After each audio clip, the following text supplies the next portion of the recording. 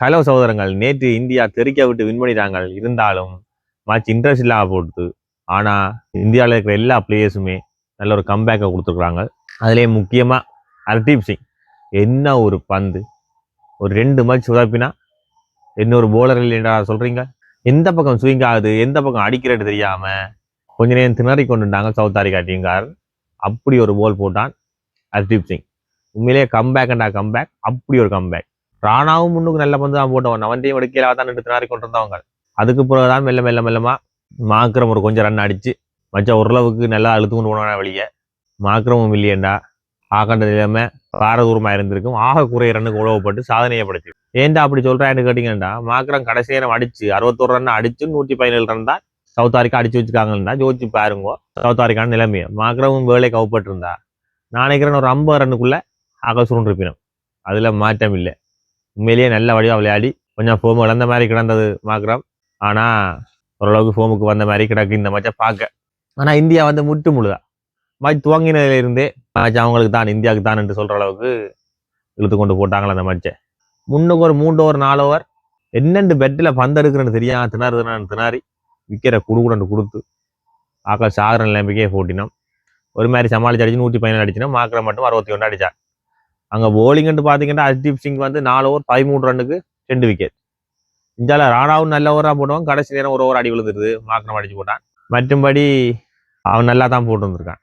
அங்கால குட்டியை வீடி இந்த மச்சம் சுதப்பல் திருப்பி சுதப்புறாரு. ஒரு கொப்பியா விளையாடினா சுதப்புவாங்களேன்னு வரையா ஒரு நல்ல பிளேயரை நான் சுதப்புறேன். சென்னை என்ன செய்ய போதோ தெரியல. இந்த 117 ரன்னுக்கு நான் என்ன சொல்றது, அங்கால என்ன போலிங்ல கார்த்திக் பாண்டியா ஒரு 3 ஓவர் 23 ரன்னோ ஏதோ ஒரு விக்கெட். வருண் சக்கரவர்த்தி நல்லா போட்டுருந்தான், 4 ஓவர் 11 ரன்னுக்கு 2 விக்கெட். உண்மையிலேயே வருண் சக்கரவர்த்தி ரசிக்க முடியாத ஆளா இருக்கணும் இந்தியா டீம்ல. ஆனா என்ன பிரச்சனைன்னு தெரியல, பெரிய அளவுல எழுப்பம் இல்லாம கிடக்கு. ஏன்னா வாய்ப்புகள் கொஞ்சம் அப்படி இப்படித்தான் கூடுபடுது. மற்றும்படி வருண் சக்கரவர்த்தி ஒரு நல்ல ஒரு போலர் தான். அங்கால என்ன 118 டார்கெட் இந்தியா பேட்டிங் வருது. அபிஷேக் சர்மா ஒரு கோத்துறான், 18 போல்ல 35 ரன் அடிக்கிறான்.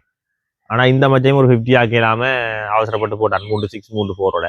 அங்கால கில் வந்து 28 ரன் 28 போல்ல. இந்த மச்சாவது கொஞ்சம் சமாளித்து விளையாடி கொஞ்சம் நிப்ப கொண்டு விளையாடினாரோ என்ன வரையில விளையாடினார். அங்கால வந்து திலக் வர்மா வந்து வழக்கத்துக்கு மாறான ஒரு விளையாட்டு. உண்மையிலேயே பரவாயில்ல, சரி ஒரு 24 ரன். ஆனால் சரியான ஸ்லோ இன்னிங்ஸ். அங்கால சூரி வழக்கம் போல வந்தார், 2 சொட்டு அடித்தார், போட்டார், 11 ரன் அடைய கண்டிட்டார். உண்மையிலேயே ஃபோம் இல்லை, டீமில் வச்சிருந்த என்ன செய்ய போகிறாங்கன்னு தெரியல. வேர்ல்டு கப் வர நெருங்குது. சூரி ஃபோம் இல்லாமல் கேப்டன் ஃபோம் இல்லாமல் இருந்தால் டீம் வந்து மீள்றது கொஞ்சம் கஷ்டம்தான். அதுக்கிடையில ஃபோமுக்கு வரணும் சூரி. அப்படி இல்லையண்டா சூரிய மாதிரி யாதேவ் வெளியில போறது நல்லது. அங்கால சிவம் டுபே காத்திருந்தவனுக்கு வாத்துக்கறி கிடைச்ச மாதிரி ஒரு கடைசி அவருக்கா வெட்டிங் கிடைச்சது. அவனும் ஒரு 6ஐயும் ஒரு 4ஐயும் அடிச்சு வச்ச வின் பண்ணி கொடுத்துட்டான். அங்கால போலிங்னு பார்த்தீங்கன்னா நோர்ஜே வந்து கனாலத்துக்கு புறம் விளையாடினாலும் நல்லா போட்டிருந்தான். 3 ஓவர் 13 ரன். உண்மையிலேயே பரவாயில்லை.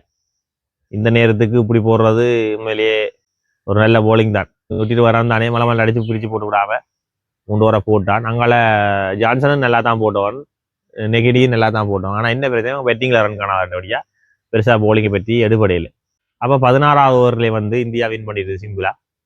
ஆரம்பத்துலேருந்தே ஒரு பக்கம் மச்சா போட்டுது, மேட்ச் இன்ட்ரெஸ்ட் இல்லாமல் போட்டுது. வாரம் மச்சாவது கொஞ்சம் இன்ட்ரெஸ்டாக இருக்கும்னு நினைக்கிறேன். சரி, நான் வாரம் மச் முடிய வந்து கதைக்கிறேன். நன்றி, வணக்கம். சப்ஸ்கிரைப் பண்ணுங்க, பெல் பட்டனா வச்சு வச்சுக்கொள்ளுங்க.